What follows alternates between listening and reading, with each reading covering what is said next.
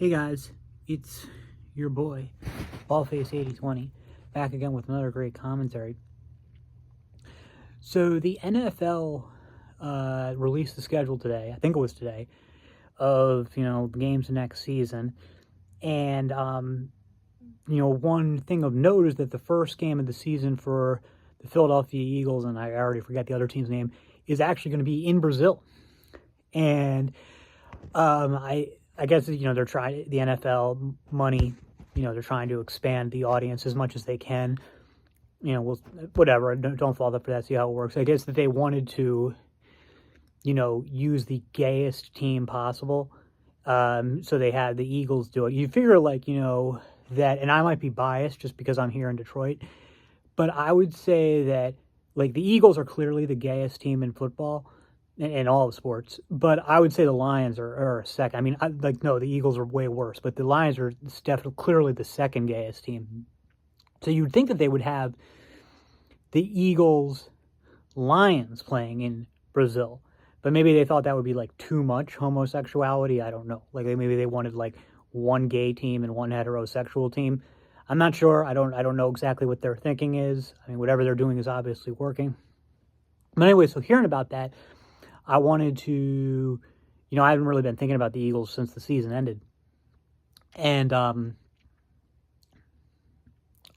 I wanted to hear what they were saying, what people were saying about it. So, I went to some Eagles message boards and listened to some Eagles podcast stuff, while I was at work. And, I was listening to this one podcast, and this really interesting thing came up. They say they were talking to each other, just being stupid faggots like all Eagles fans. And they were talking about what quarterbacks you would take over Jalen Hurts. And, what surprised me about the conversation is that Eagles fans still really believe in this guy. And the thing is, did you not see last season? He's just not that good. He wasn't even that good the season before us. I mean, when they were saying he was an elite quarterback, so they said, oh, he regressed last year, but he was an elite quarterback before that. No, he wasn't. No, he was not. Jalen Hurts was never an elite quarterback. He had a good season, but even then, there was nothing elite about his numbers. I saw him play plenty of times. He wasn't elite, and yeah, they almost won the Super Bowl, but it wasn't and Jalen played well. He played well. He's a in fact, I think if it hadn't been for the turf, they'd have won that game. But he had a good season, and I still think he's a good quarterback. He's better than actually was last year. Was kind of made me more of a believer. I had been really skeptical of him. Last year was when I really said, this guy can play. He's good. But he was never elite. He's certainly not elite now. And that's the thing is the best of Jalen Hurts has already come and gone. That Super Bowl year, that's the best Jalen Hurts you'll ever see because he's already physically breaking down. So, but anyway, they were, being the stupid faggots that they are, they were talking about which quarterbacks would you take over Hurts. And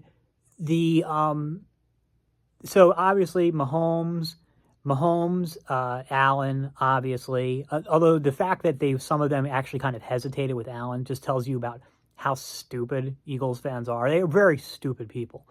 And Burrow, and but then they had one that surprised me, and they all agreed on this, was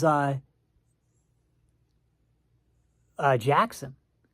Dude, Jackson, no. I mean, you could make a case. You could make a case that Lamar's better than Hurts, but it's not a no-brainer. I didn't understand that one at all. And then, but anyways, so to me, here are the no-brainer ones that you just can't dispute. Okay,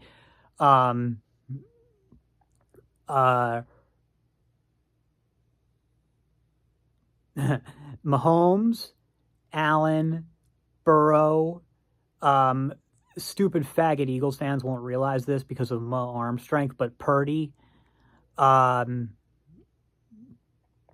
Stroud. Oh, by the way, when Stroud was brought up, they said no. They said Hurts was better. Are you fucking kidding me? And again, the thing is, 'cause I know I keep harping on this because it's just like Eagles fans really are worse than anybody else. Because here in Detroit, people are delusional about Goff, but they would never say that, oh yeah, I would take Goff over Stroud. Like only Eagles fans would say something that stupid. So okay, there's 5, and then there's definitely a 6th one, right? I don't know. But anyway, the thing is, but anyway, then you get into, so like there's 5 that are like there's no question. And they only gave 4 that there were no question. And one of those was Lamar Jackson, who isn't even who I mean, I could go either way on that one, and that's what I'm going to get to now. So like after those, first 5. And of those first 5, like I don't really know exactly how good Stroud is yet. I know he's in that top 5. Purdy is clearly a tier below those other guys. And you could even say Purdy is in the same tier as Jalen Hurts, but there's no question that Purdy's better. I've seen them both play extensively. Purdy is better than Hurts. Purdy is not Joe Montana. He's more similar to another 49ers former quarterback, Jeff Garcia, but he's better than Hurts. And Jeff Garcia was better than Hurts. But anyway, after those those 5, who are all unquestionably better than Hurts, then you get into like sort of the gray area, and then so you start naming guys like Trevor Lawrence, Justin Herbert, Jared Goff, Matthew Stafford, Dak,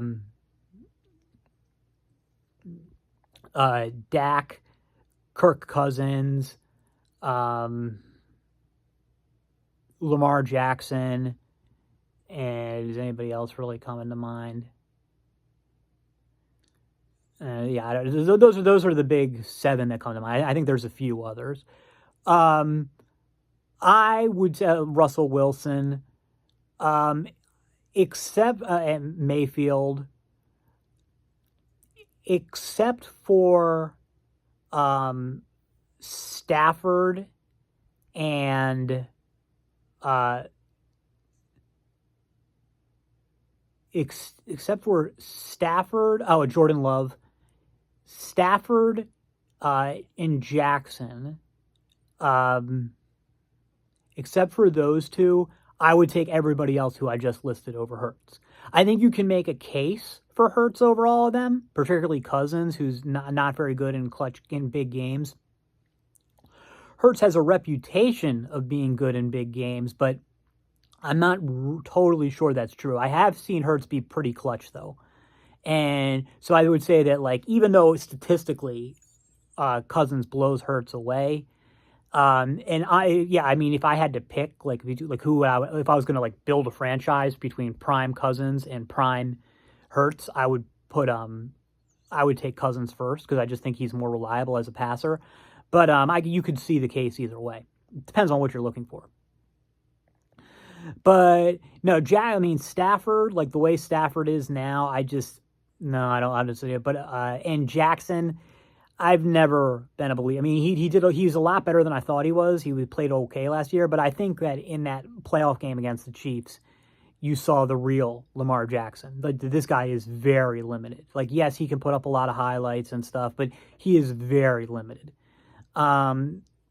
Hurts is limited too. Hurts isn't like, his highs aren't as high as Jackson, but he can do more, I think, in like in the playoff type situation.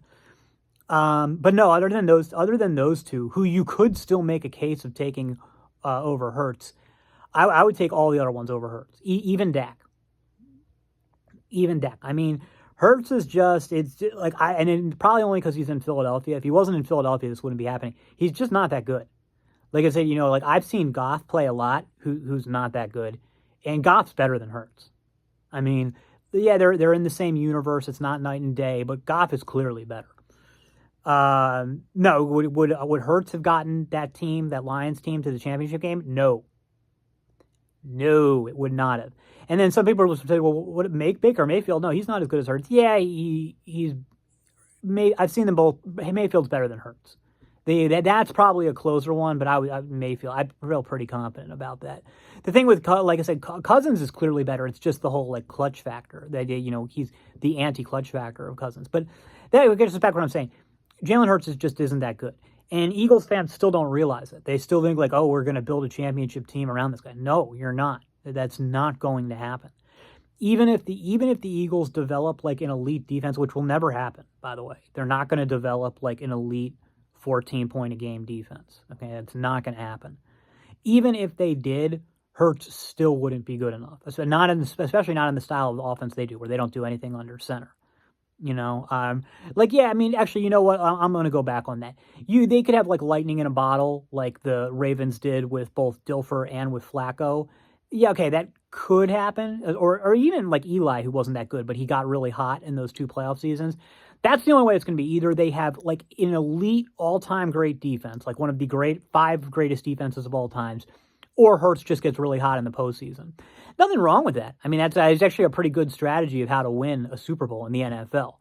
But like as a guy who's like, are the Eagles going to be contenders, like top tier contenders year in and year out with Hurts? No. No, no, no. If you want to be a contender year in and year out, you need somebody at least as good as Purdy. Okay? And even Purdy is kind of pushing it. So like, the like Bengals and Bills and Chiefs, right? And probably soon the Texans, they're always going to be in the hunt, with those quarterbacks. But,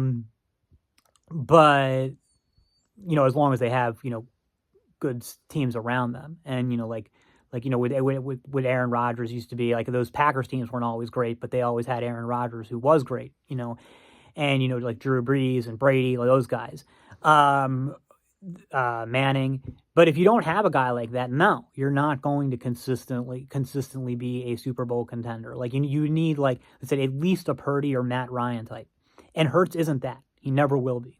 That's all for now. See you in the next.